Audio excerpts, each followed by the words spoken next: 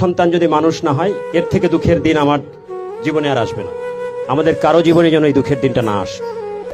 আমার ছেলে intermediate second ইয়ারে পড়ে, তো যখন ক্লাস 8-এ পরীক্ষা দিল, তো বললো, বাবা আমি তো পরীক্ষা ভালোই দিয়েছি, A+ পেতে পারি। এখন দেখো, তোমার বাবা টেস্ট পরীক্ষায়, প্রি টেস্ট পরীক্ষায় অঙ্কে ফেল করা, অঙ্কে 30 পেয়েছিলাম আমি প্রি টেস্ট পরীক্ষায়।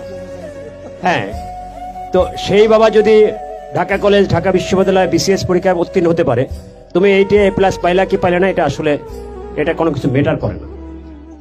তো আমি বললাম, বাবা তুমি একজন ভালো মানুষ হও, তুমি যদি চা বিক্রেতাও হও, তোমার চায়ের দোকানে যেন কাস্টমারের ভিড় থাকে এবং তুমি যেন একজন সৎ চা বিক্রেতা হও। তো সেই জন্য আসলে এখানে আমাদের ছোট বোনেরা যারা আছে তাদের জন্য একটু বলি যে আমরা সকলেই চাই যে আমার সন্তানটি ক্লাসে ফার্স্ট হবে। আমরা বাচ্চাদেরকে একরকম মানসিক যন্ত্রণার মধ্যে কিন্তু রাখি। Please don't do it. অনেকেই মিল্ক স্কুলে ফার্স্ট বয় ছিল, তারা অনেক কিছু হতে পারেনি। অনেকের রোল নম্বর 10 ছিল, তারা এখন অনেক প্রতিষ্ঠিত। দেখেন, A+ পেলে আমরা মানে দেই, কি বলে, স্ট্যাটাস দেই, আমার সন্তান A+ পেয়েছে, তার জন্য দোয়া চাই।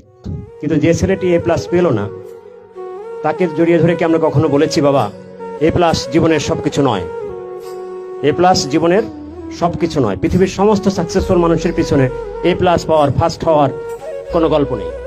দেখেন, বিল গেটসকে দেখেন, নাই। জুকারবার্গকে দেখেন, নাই।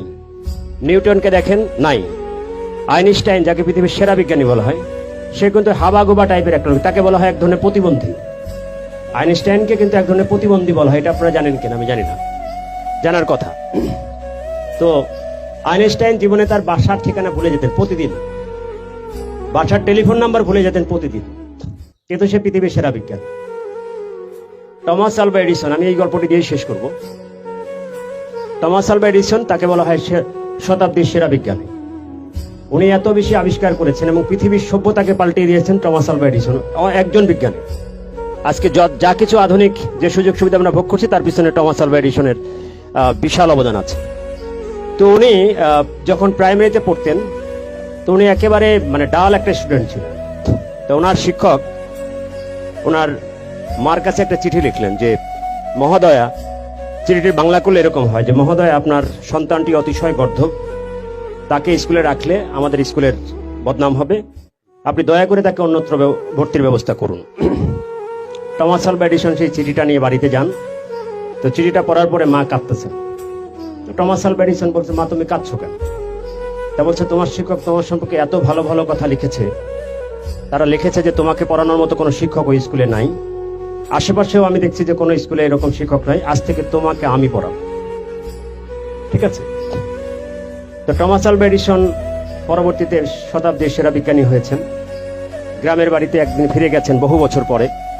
ফিরে গিয়ে, আমাদের তখন চিঠি লেখার যুগ ছিল, তো উনি পুরানো চিঠিপত্র ঘাঁটতে গিয়ে ওই চিঠিটি ওনার হাতে পড়ে, যে চিঠিটি তার শিক্ষক লিখেছিলেন তার মাকে।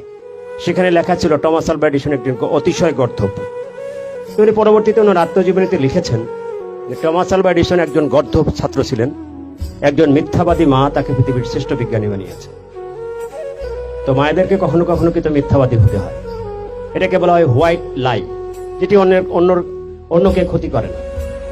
আর আমরা 1 নম্বর কম পাইলে অনেক মাকে দেখেছি স্ট্রোক করতে, ব্লাড প্রেশার টেশার বেড়ে বাসায় একটা তুলকালাম কাণ্ড করতে। বাবাদের থেকে মায়ের এই কাজটা বেশি করেন, প্লিজ এই কাজটা করবেন না। আপনার বাচ্চাকে বলবেন যে ব্যর্থ হওয়া মানে জীবন থেমে যাওয়া না, পৃথিবীতে সফল হওয়ার জন্য ব্যর্থ হওয়ার দরকার আছে। কারণ পৃথিবীর সকলের পথটাই কিন্তু খুব মধুর না, খুব মসৃণ না। কোনো কিছু একবার চাইলে বাচ্চা আপনার সন্তানকে দিবেন না, প্লিজ। একবার চাইলে, আপনার টাকা থাকলেও একবার চাইলে তাকে কখনো কোনো কিছু দিবেন না। তখন সে মনে করবে যে ইজিলি সবকিছু পাওয়া যায়।